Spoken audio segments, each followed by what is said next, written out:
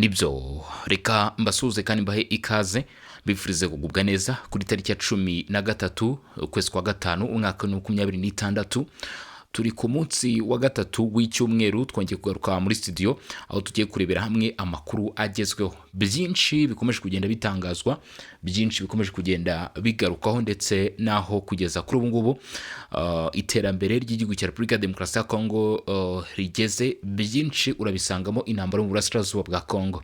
Kuri inshuro rero amakuru yongeye kuba yatugeraho agaruka nanone ku biri kuba cyangwa se ku gikomeje kujya mbere kuri intambara mu burasirazuba bwa Kongo. Ni impinduka zikomeye cyane, ndaza kubyita impinduka kubera yuko ntabwo bisanzwe, ni ibintu bitari bisanzwe bya situation iri kugaragara mu mujyi wa Goma kuva ku munsi w'ejo ahera ku itariki 12 z'ukwezi kwa gatanu nibwo aya makuru yatangiye kugenda avugwa, nibwo byatangiye kugenda bisakara ko mu mujyi wa Goma haba hari kujya hari ikintu kiri kujya mbere cyaba kidasanzwe. Ibi byaturutse ku kuba muri uyu mujyi urujya n'uruza rwatangiye kugabanyuka ku kigero kigaragarira buri umwe wese cyangwa se bigaragarira ijisho, hatiriwe habaho gukoresha ubundi bumenyi cyangwa se ubundi bushakashatsi. Urujya n'uruza muri mujyi rwatangiye kugabanyuka, ntabwo biri kugarukira aho ngaho gusa, ahubwo ibinyabiziga byabaye iyanga mu mujyi wa Goma. Ese ibi byaba biri guterwa n'iki? Kuki izi ngendo z'abaturage zagabanyutse? Abaturage ubundi bagiye cyangwa se bari hehe? Ngiye kubigarukaho nkubwire uko situation ihagaze hano muri uyu mujyi wa Goma. Sayo makuru nyine gusa nkufitiye, ndaza kugaruka ku makuru akomeye cyane. Pinga Kalembe Goma, n'ubundi Goma iracyagarukamo. Biravuga ko nyuma y'umwaka wose aka gace kabarizwamo ibikorwa bitari byiza by'umutekano mu mayira agiye atandukanye yerekeza mu mujyi wa Goma ndetse no mu tundi duce, naho hari ibikomeye cyane bimaze kuba bizahaba cyangwa se impinduka zikomeye cyane nanone zagaragaye muri aka gace, muri iyi zone ya Pinga Kalembe Goma. Nabyo ndaza kuba mbigarukaho cyangwa se ndaza kuba mbikomozaho muri amasaha nkubwire uko situation imeze.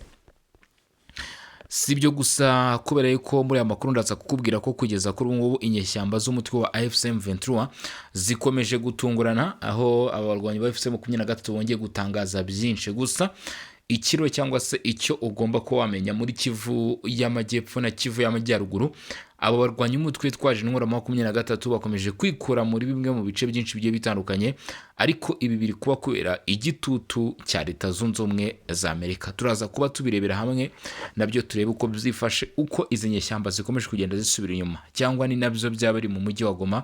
Nabyo ndaza kuba mbikubwira mu by'ukuri. Ikindi kandi nanone tuza kuba twagaruka, Ubufaransa bukomeje kwigaragaza nk'igihugu gishaka kongera kudomina muri Afurika cyangwa se kugira ijambo mu bihugu bya Afurika ndetse no bikorwa biri kujya mbere muri Afurika. Kuri ubu ngubu rero Emmanuel Macron, perezida w'Ubufaransa, yatangaje ko hari ishoramari rishya rya miliyari 23 z'amayero rigiye gushorwa muri Afurika bigizwemo uruhare n'Ubufaransa. Byatunguranye cyane, miliyari 23 ni amafaranga menshi. Noneho iyo agiye mu mayero, aya ngaya rero azifashishwa mu bikorwa bigiye bitandukanye. Turaza kureba mu by'ukuri ibihugu bigiye kungukira muri iryo shoramari ry'Abafaransa ni ibihe, bizakorwa gute se, kandi nanone tugiye kuba twabirebera hamwe cyangwa se twabigarukaho. Hanyuma rero kuri inshuro nanone nongere nsabe abantu gukanda subscribe cyangwa se sabone hano kuri Region Info, mbibutsa ko nge wumva kuri mikoro ugiye kugezaho cyangwa se muri kubana muri aya makuru ndi Bosco, nk'ibisanzwe aho turushaho kugenda tubana umunsi ku wundi uko bwije n'uko bukeye mu makuru n'ibiganiro bigiye bitandukanye biba bigiye bisoka uko bwije n'uko bukeye cyangwa se bigenda bijya ahagaragara. Reka nta gutinda rero unyemerere mu by'ukuri, niba wamaze gukanda like mukande like nyaboneka, niba wamaze no kuba mu by'ukuri wakanda like cyangwa se washaringa aya makuru, ariko ntimwibagirwe kuza gutanga ibitekerezo byanyu n'inyunganizi, twinjire mu makuru tujye mu mujyi wa Goma. Ikaze rero kubiri kuvugwa mu mujyi wa Goma kugeza kuri uyu munsi wa none tariki 13, ndetse n'abasuhuza cyane abantu turi kumwe tugiye kubana muri aya makuru agaruka cyangwa se avuga kuri situation y'ibyaba biri kujya mbere mu mujyi wa Goma. Nubwo abarwanyi ba AFC M23 bagerageje guhisha aya makuru, ariko bizarangiye aya makuru amenyekanye, byarangiye mu by'ukuri aya makuru agiye ahagaragara. Uraza kwibaza ngo na yahe amakuru? Aravuga ko mu mujyi wa Goma kuva ku munsi w'ejo ku isaha y'isa 9 aribwo benshi mu baturage batangiye gukomeza batungurwa n'ibyari byagaragaye muri uwo munsi, ku munsi w'ejo nyine, n'ishusho yari yagaragaye mu mujyi wa Goma. Mu mafoto yakomeje kugenda akwirakwizwa ku mbuga nkoranyambaga zigiye zitandukanye, by'umwihariko ku bakoresha Twitter cyangwa se uru rusigaye rwitwa X, urubuga rwitwa X, babashije kuba babona mu by'ukuri aya mafoto cyangwa se ibijyanye n'aya makuru. Nta nubwo ari ibinyabiziga gusa byonyine byabuze mu mujyi wa Goma, ahubwo n'abantu urabona ko urujya n'uruza rwagabanyutse muri uyu mujyi wa Goma.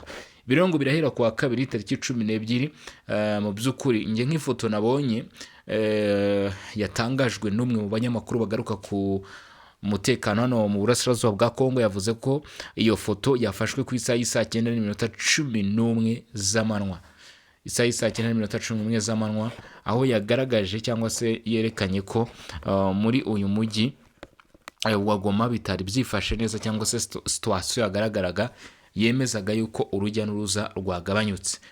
Abenshi baravuga bati se haba hari ikiri kujya mbere, cyangwa se haba hari ibigiye kuba muri mujyi wa Goma, birimo nk'imirwano se, cyangwa se nk'ibindi birimo birategurwa, cyangwa abaturage bakaba mu by'ukuri bavuga bati byagenze gutya na gutya, cyangwa se hariho nk'imyigaragambyo abaturage baba batangije bavuga bati reka tugerageze tuve mu mihanda nka system yindi bashaka gukoresha. Ibyo rero byakomeje kugenda bigarukwaho, gusa nubwo bimeze gutyo, mu mihanda izengurutse umujyi wa Goma aho haravugwa ko hamaze iminsi hagaragara ibikorwa bitari byiza, Butembo Goma ndetse n'ahangaha Pinga Goma. Ni amakuru mu by'ukuri nayo dufite hano imbere, nza kugenda mbabwira uko byifashe cyangwa se uko bihagaze. Gusa ikijyanye no kuba mu mujyi wa Goma hari kugaragara iyi situation yo kuba ibinyabiziga byagabanyutse ku kigero gihambaye, yateye benshi ubwoba, cyangwa se yatumye benshi bibaza icyaba kiri kujya mbere. Ntabwo ari abaturage gusa bavuga ko nabo umutwe wa 23 bishoboka cyane ko baba bafite ubwoba nyuma yuko bamaze umwaka urenga bigaruriye umujyi wa Goma, umujyi uri muri kilometero nkeya cyane. Navuga ko ni umujyi uri muri kilometero nkeya cyane n'u Rwanda, kuko mu minota 30 uba ugeze mu mujyi wa Gisenyi neza rwose uvuye hano mu mujyi wa Goma. Urumva ko ni ahantu hafi n'u Rwanda. Ni umujyi kandi none ni Goma irimo ikirunga cya Nyiragongo. Gusa kugeza uyu munsi amakuru agaragaza ko ibyo ngibyo ntaho bihuriye neza impinduka zagaragaye mu mujyi wa Goma, ahubwo abantu baravuga bati iki gihuru uko gishema igihunyira biraza kugenda bite, ariko byanze bikunze situation biri kujya mbere mu mujyi wa Goma, ndabizeza ko mu by'ukuri irarushaho kujya mbere imenyekana. Ibikorwa by'ingendero hagati ya Pinga ndetse Karembe na Goma ngo byongeye gusubukurwa nyuma y'umwaka urenga bihagaze kubera umutekano muke. Gusa nubwo mva biri gufungurwa, aho n'ubundi byerekeza ntabwo byifashe neza. Kuri wa mbere tariki 11 Gicurasi nibwo amakuru yamenyekanye ko ngo ibikorwa by'ingendo byarongeye gusubukurwa ku muhanda wa Karembe Pinga uhuza teritwari za Masisi na Walikare mu ntara Kivu y'Amajyaruguru. Ibi bibaye nyuma y'umwaka urenga uyu muhanda udakoreshwa bitewe n'umutekano muke warangwagamo bituruka ku mirwano hagati y'inyeshyamba za M23 n'ingabo za leta zifatanyije n'imitwe ya Wazalendo. Guhera ku wa mbere bamwe mu bagenzi bavuye ku murongo wa Karembe Goma bagera Mpeti mbere yo gukomeza urugendo berekeza Ipinga. Hari kandi abandi bavuye Ipinga berekeza Goma nk'uko byemezwa n'inzego z'ubuyobozi n'abakuru b'imidugudu bo muri ako gace. Aya makuru avuga kandi ko abagenzi bose basakwa mu buryo bukomeye mu duce tugenzurwa n'impande zihanganye, aho buri ruhande rushaka kumenya neza ko nta bikoresho bikekwa cyangwa biteye impungenge biri kunyuzwa muri ako karere. Ni ukuvuga ngo kuri iyi nzira mu by'ukuri iri kwifashishwa, ubwo ni ukuvuga hano Karembe Pinga Karembe, abe FARDC abe M23 bose bari gukora uko bashoboye kose. Buri umuturage wese winjiye, yaba uva mu bice birimo M23 ajya mu bice birimo leta, yava mu bice birimo leta ajya mu bice birimo M23, impande zombi zigakora ubugenzuzi bukomeye cyane kugira ngo bamenye neza niba nta kibazo kiri barimo kwinjira. Guhera kuwa mbere bamwe mu bagenzi bavuye Karembe Goma bageze Mpeti mbere yo gukomeza urugendo berekeza Pinga. Hari kandi abandi bavuye Ipinga berekeje Goma nk'uko byemezwa n'inzego z'ubuyobozi n'abakuru b'imidugudu bo muri ako gace.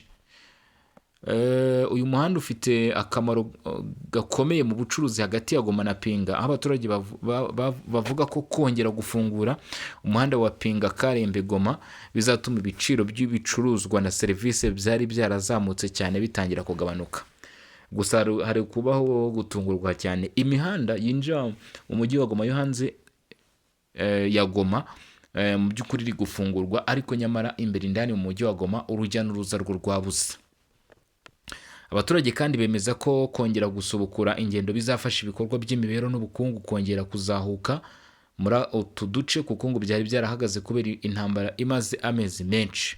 Icyakora abaturage basaba ko amafaranga asabwa kuri bariyeri agenwa mu buryo bworoheje, aho bavuga ko amafaranga yishyurwa agenwa n'umuntu uri kuri bariyeri kandi atajya munsi y'amafaranga y'amakongomani 5,000 amafesa.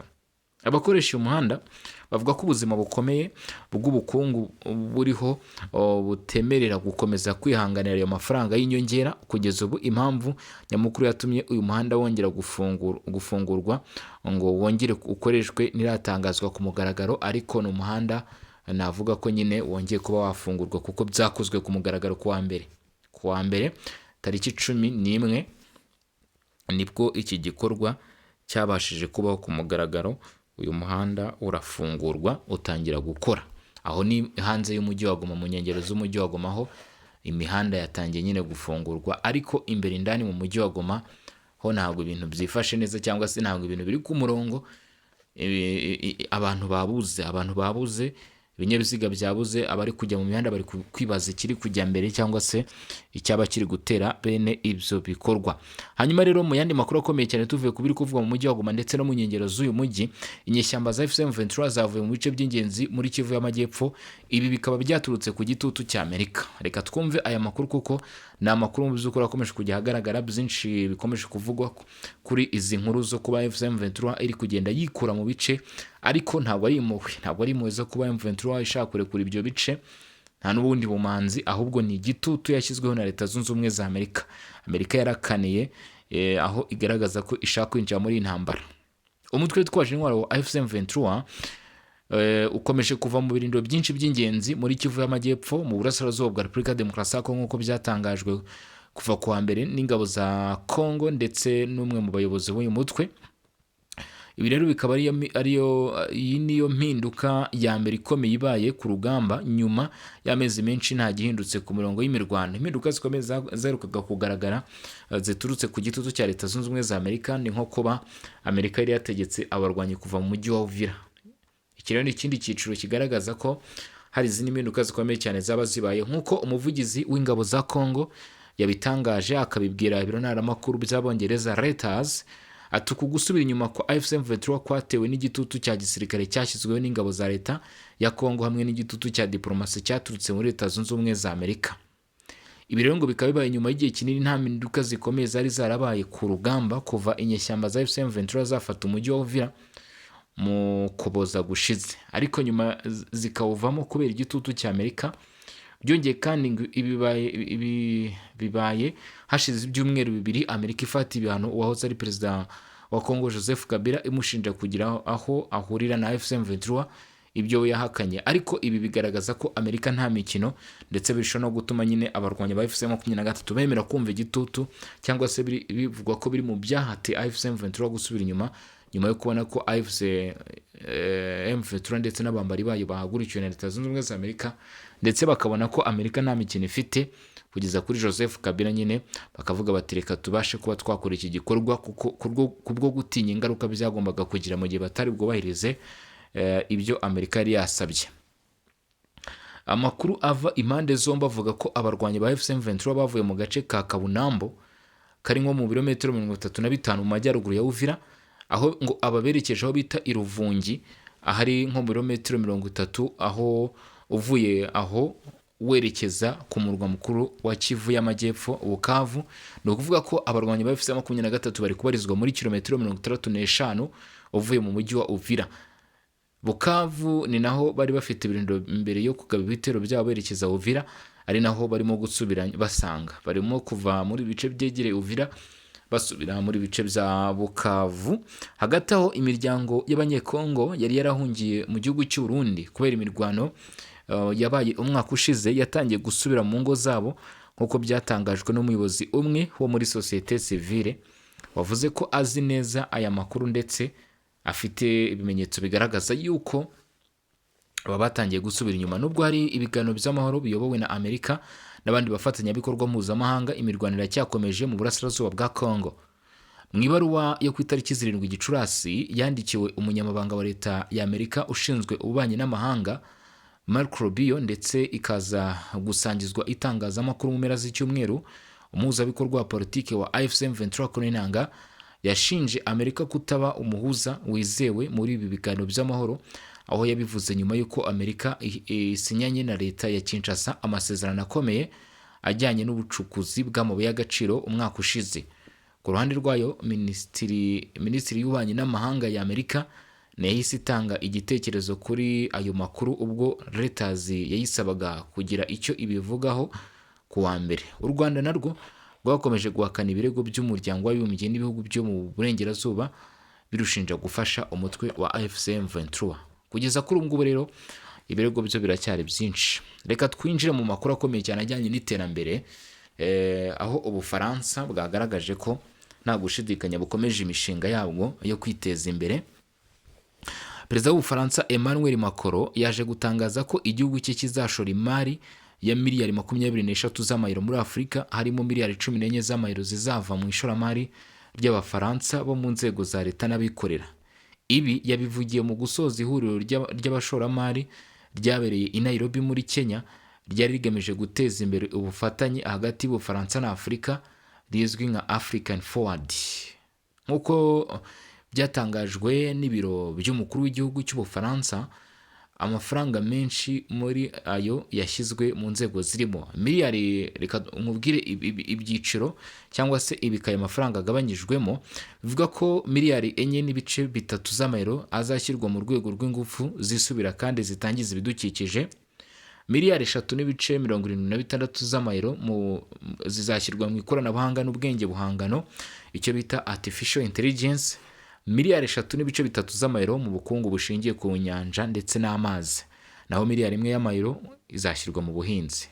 Hari kandi miliyoni 942 z'amayero zagenewe urwego rw'ubuzima, hari miliyoni 300 z'amayero zizashyirwa mu nganda ndetse na miliyoni 250 z'amayero zizashyirwa mu rwego rw'amabanki ndetse n'imari.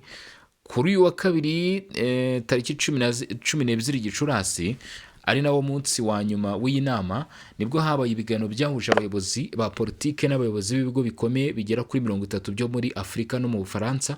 Ibyo biganiro byibanze ku iterambere ry'inganda no guhindura uburyo bwo gukoresha ingufu.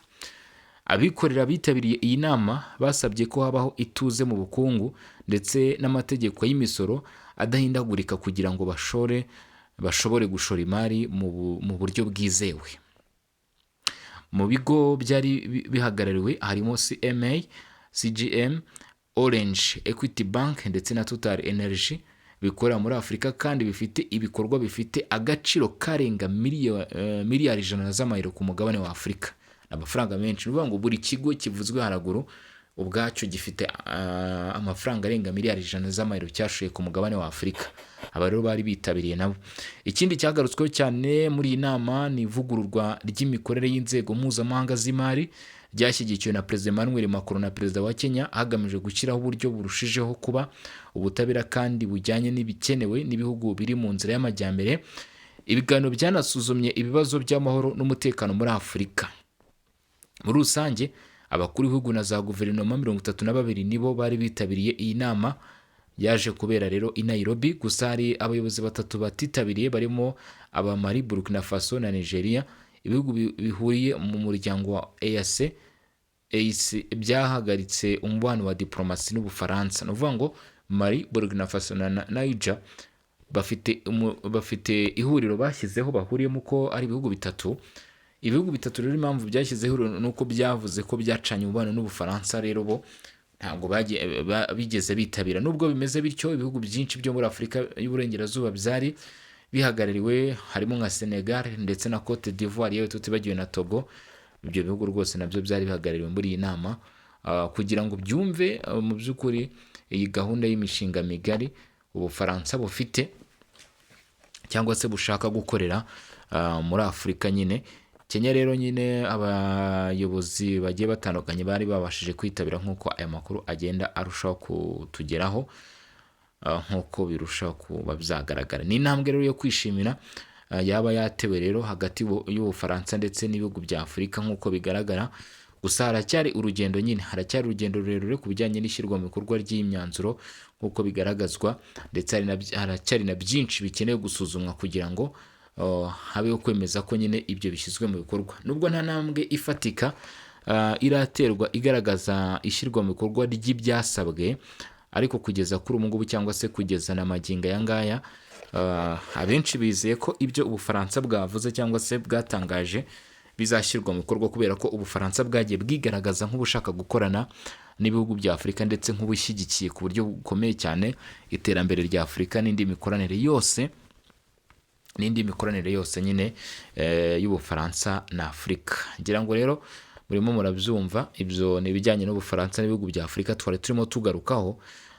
Hanyuma rero reka mbashimire cyane, mbabwire ni mwakoze kudukurikirana muri aya masaha, mbateguza andi makuru n'ibiganiro tuza kugenda tubagezaho, ndetse nabibutsa ko mushobora no gukurikirana Urukiko Info nanone mukabasha kumenya uko byifashe ndetse n'uko bihagaze. Kuri mikoro njye na Bosco in Region Info, mugire ibihe byiza ndetse Imana imigisha bikomeze kugenda byibanira namwe.